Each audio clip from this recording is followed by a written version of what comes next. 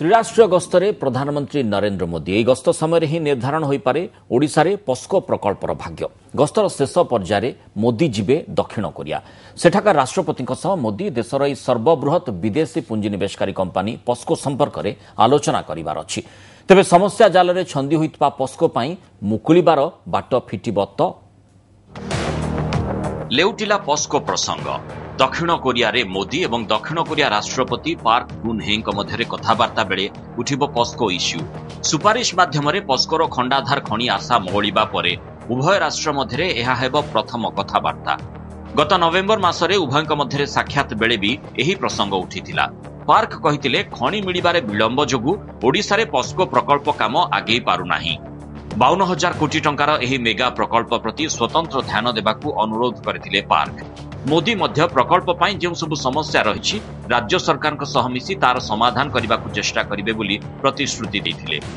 As far as POSCO is concerned, there's been considerable progress which has been made recently, and the POSCO company authorities and relevant ministries and state government of Orissa are in regular touch with each other. They're having a regular dialogue. These are all ongoing issues, so they will figure in talks or discussions. MMDR act संशोधन परे खणी पाई पस्को को नीलाम रे शामिल हेबाकू पड़िबो बोली पूर्वरु केंद्र स्पष्ट करिथिला। MMDR amendment act आसिला परे कहारी को मध्य नॉमिनेशन बेसिस से बा एप्लीकेशन बेसिस से दिया जाई पारिबो नाही। Unless they already have a subsisting PL, it cannot become a mining lease. Mining lease will only be given by auction.